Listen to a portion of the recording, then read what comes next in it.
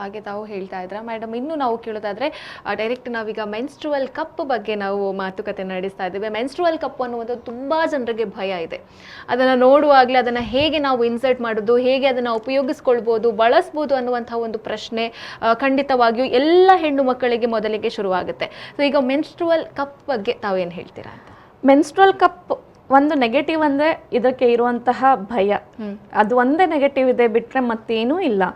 Menstrual cup use ಮಾಡೋ ಮೊದಲು ನನಗೂ ಸಹಿತ ಭಯ ಇತ್ತು.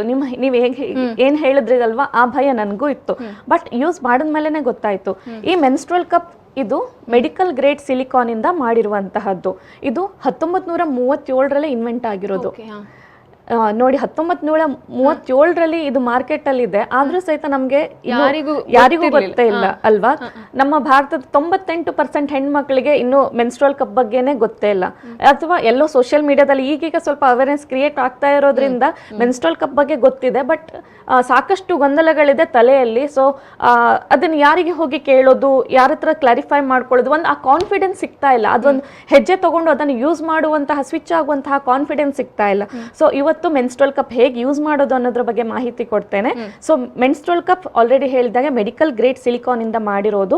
ಇದರಲ್ಲಿ ನಾನು ತೋರಿಸುವಂತಹ ಪ್ರಾಡಕ್ಟ್ ಇದು ಕಾಂಫಿ ಕಪ್ ಅಂತ, ನಮ್ದು ಮೇಡ್ ಇನ್ ಇಂಡಿಯಾ ಬ್ರ್ಯಾಂಡ್ ಆಗಿದೆ. ಸೊ ಇದು ISO ಸರ್ಟಿಫೈಡ್ ಮತ್ತು FDA ಅಪ್ರೂವ್ಡ್. ಇದರಲ್ಲಿ 3 ಸೈಜ್ಗಳಲ್ಲಿ ಮೆನ್ಸ್ಟ್ರುವಲ್ ಕಪ್ ಸಿಗತ್ತೆ.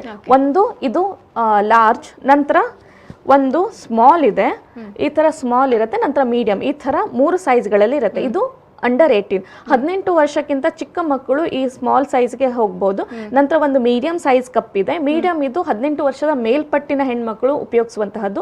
ನಂತರ ಲಾರ್ಜ್ ಇದು ಸ್ವಲ್ಪ ದೊಡ್ಡದಾಗಿದೆ ಅಲ್ವಾ ಡಯಾಮೀಟರ್, ನಾರ್ಮಲ್ ಡೆಲಿವರಿ ಆದವರು, ಮತ್ತೆ ಇದ್ರ ಕೆಪಾಸಿಟಿ ಸ್ವಲ್ಪ ಜಾಸ್ತಿ ಇದೆ. ನಂಗೆ ತುಂಬಾ ಹೆವಿ ಬ್ಲೀಡಿಂಗ್ ಇದೆ ಅಂದ್ರೆ, ಹೆವಿ ಬ್ಲೀಡಿಂಗ್ ಅಂದ್ರೆ ತುಂಬಾ ಹೆಣ್ಮಕ್ಳು ಏನ್ ಅನ್ಕೊಂಡಿದ್ದಾರೆ, ದಿನಕ್ಕೆ 3-4 ಪ್ಯಾಡ್ ಯೂಸ್ ಮಾಡಿದ್ರೆ ಹೆವಿ ಬ್ಲೀಡಿಂಗ್ ಅಂತ ಅನ್ಕೊಂಡಿದ್ದಾರೆ.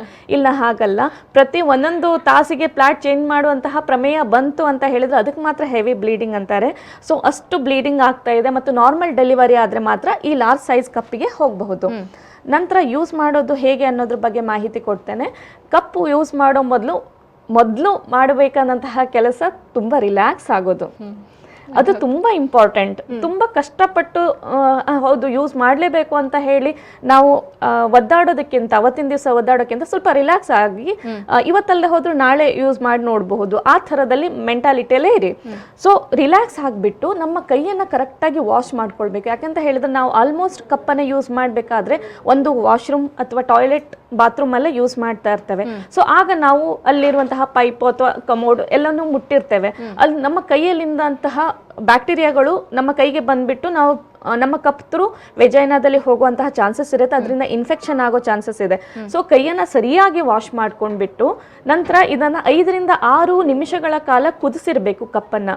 ಅಥವಾ ನಮಗೆ ಕುದಿಸ್ಲಿಕ್ಕೆ ಆಗೋದಿಲ್ಲ ಅಂತ ಹೇಳಿದ್ರೆ ಬಿಸಿ ನೀರಲ್ಲಿ ವಾಶ್ ಮಾಡಿಕೊಂಡು ಇದನ್ನು ಕಪ್ಪನ್ನು ಜಸ್ಟ್ ಹೀಗೆ ಫೋಲ್ಡ್ ಮಾಡಿದ್ರೆ ಸಾಕು.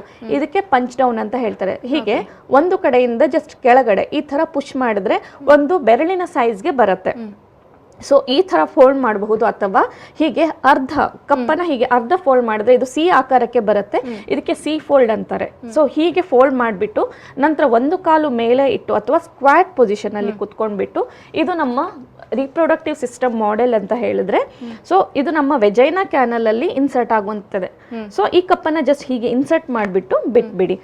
ನಾವು ಜಸ್ಟ್ ಹೀಗೆ ಫೋಲ್ಡ್ ಮಾಡಿ ಇನ್ಸರ್ಟ್ ಮಾಡಿ ನಂತರ ಬಿಟ್ಟಾಗ ಅದೇನಾಗತ್ತೆ ಅಂತ ಹೇಳಿದ್ರೆ ಕ್ಯಾನಲ್ ಅಲ್ಲಿ ಕರೆಕ್ಟ್ ಆಗಿ ಕುತ್ಕೊಳ್ಳುತ್ತೆ.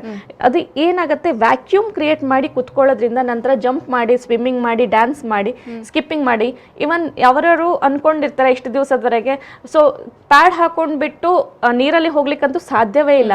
ಕಪ್ ಹಾಕೊಂಡು ಪೀರಿಯಡ್ ಟೈಮಲ್ಲಿ ಸಹಿತ ಆರಾಮಾಗಿ ಸ್ವಿಮ್ಮಿಂಗ್ ಕೂಡ ಮಾಡಬಹುದು. ನಂತರ ಎಷ್ಟೋ ಜನ ಹೆಣ್ಮಕ್ಳು ಟ್ರಾವೆಲ್ ಟ್ರಿಪ್ ಅನ್ನ ಪ್ಲಾನ್ ಮಾಡಿರ್ತಾರೆ, ಕೊನೆ ದಿನದಲ್ಲಿ ಪೀರಿಯಡ್ ಆಗ್ಬಿಡುತ್ತೆ. ನಂತರ ಪೀರಿಯಡ್ ಆಗಿದೆ ಅಲ್ಲ, ಮತ್ತೆ ಹೋಗಿ ಏನ್ ಮಾಡೋದು ಅಂತ ಹೇಳಿ ಬೀಚಿಗೆ ಎಲ್ಲೋ ಪ್ಲಾನ್ ಮಾಡಿರ್ತಾರೆ, ಮತ್ ಮಾಡೋದೇನಂತ ಹೇಳಿ ಕ್ಯಾನ್ಸಲ್ ಮಾಡಿರ್ತಾರೆ.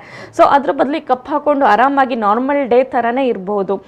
ದೈನಂದಿನ ಚಟುವಟಿಕೆ ಅಂದ್ರೆ ಯೋಗ ಮಾಡ್ತೀರಾ, ಎಕ್ಸರ್ಸೈಸ್ ಮಾಡ್ತೀರಾ, ಅಥವಾ ಸ್ಕೂಲ್ ಮಕ್ಕಳು ಸ್ಕೂಲಿಗೆ ಹೋಗ್ತಾ ಇದ್ರು, ಗ್ರೌಂಡ್ ಅಲ್ಲಿ ಆಡ್ತಾ ಇದ್ರು, ಬೆಳಗಿಂದ ಸಂಜೆವರೆಗೆ ಏನೇನು ದೈನಂದಿನ ಚಟುವಟಿಕೆಗಳು ಆಕ್ಟಿವಿಟೀಸ್ ಮಾಡ್ತಾರೋ ಅದೆಲ್ಲ ಆರಾಮಾಗಿ ಮಾಡಬಹುದು. ಮುಂದಿನ 12 ತಾಸುಗಳವರೆಗೆ 2.5 ಪ್ಯಾಡ್ ಏನು ಅಬ್ಸಾರ್ಬ್ ಮಾಡ್ಕೊಳ್ಳುತ್ತೆ ಅಷ್ಟು ಒಂದು ಕಪ್ಪಲ್ಲಿ ಕಲೆಕ್ಟ್ ಆಗುವ ಹಾಗೆ ಕೆಪಾಸಿಟಿ ಇರುತ್ತೆ. ಸೊ ರಿಮೂವ್ ಮಾಡಬೇಕಾದ್ರೆ ಏನ್ ಮಾಡಬೇಕು ಅಂತ ಹೇಳಿದ್ರೆ, ಈ ಎರಡು ಬೆರಳಿಂದ ಈ ಕಪ್ಪಿನ ಬೇಸನ್ನು ಹಿಡಿದು ಪಿಂಚ್ ಮಾಡಬೇಕು. ಪಿಂಚ್ ಮಾಡಿದಾಗ ವ್ಯಾಕ್ಯೂಮ್ ಎಲ್ಲ ಹೊರಗಡೆ ಹೋಗುತ್ತೆ. ನಂತರ ತೆಗೆದ್ಬಿಟ್ಟು ಚೆಲ್ಲಿ ವಾಶ್ ಮಾಡಿಬಿಟ್ಟು ನಂತರ ಇಮ್ಮಿಡಿಯೇಟ್ ಆಗಿ ಹಾಗೆ ರಿಯೂಸ್ ಮಾಡಿದ್ರೆ ಆಯ್ತು. ಹೀಗೆ ಒಂದು ಕಪ್ಪನ್ನು ನಾವು 10 ವರ್ಷಗಳ ಕಾಲ ಉಪಯೋಗಿಸ್ತೇವೆ. ಸೊ ಯೋಚನೆ ಮಾಡಿ, ಒಂದು ನಮ್ಮ ದೇಹಕ್ಕೂ ಒಳ್ಳೆಯದು, ಸುಮ್ಮನೆ ಕೆಮಿಕಲ್ಸ್ ಯೂಸ್ ಮಾಡ್ತಾ ಇಲ್ಲ, ನಂತರ ಪರಿಸರಕ್ಕೂ ಒಳ್ಳೆಯದು, ನಂತರ ಹಾಗೆ ನಮಗೂ ಉಪಯೋಗ. ಏನಂತ ಹೇಳಿದ್ರೆ ಪ್ರತಿ ತಿಂಗಳು 50-100 ರೂಪಾಯಿ ಪ್ಯಾಡಿಗೆ ಹಾಕಬೇಕು. ಮತ್ತು ಒಂದು ಏನಂತ ಹೇಳಿದ್ರೆ ಪ್ಯಾಡ್ ತಗೊಂಡ್ ಬರೋದು ಮರ್ತು ಹೋಗ್ಬಿಡುತ್ತೆ ಎಷ್ಟೋ ಸಲ. ನೆನ್ಪು ಮಾಡ್ಕೊಂಡಿರ್ತೀನಿ, ಪೀರಿಯಡ್ ಮುಂದಿದೆ ಆಮೇಲೆ ತಗೊಂಡ್ರಾಯ್ತು ಅಂತ ಹೇಳಿ. ಬಟ್ ಆ ಪೀರಿಯಡ್ ಆದ್ಕೊಳ್ಳೋ ಅಯ್ಯೋ ಒಂದು ಪ್ಯಾಡ್ ಇಲ್ಲ ಅಂತ ಹೇಳಿದಾಗ ಮತ್ತೆ ಮನೆಯವರಿಗೆ, ಅಣ್ಣನಿಗೋ ಅಪ್ಪನಿಗೋ ಕಳಿಸ್ಬೇಕಾಗತ್ತೆ ಅಲ್ವಾ. ಸೊ ಅದೆಲ್ಲಕ್ಕಿಂತ ಈ ತರ ಪ್ಯಾಡ್ ಇಟ್ಕೊಳ್ಳೋ ಒಂದು ತಲೆನೋವಿಗಿಂತ ಸುಮ್ಮನೆ ಒಂದು ಕಪ್ಪನ್ನು ನಾವು ಒಂದ್ಸಲ ನಾವು ಬಾಯ್ ಮಾಡಿ ಇಟ್ಕೊಂಡ್ರೆ ಮುಂದಿನ 10 ವರ್ಷಗಳ ಕಾಲ, ಆಲ್ಮೋಸ್ಟ್ ಲೈಫ್ ಟೈಮ್ ಅಂತಾನೆ ಹೇಳ್ಬೋದು, ಆರಾಮಾಗಿ ಇರಬಹುದು.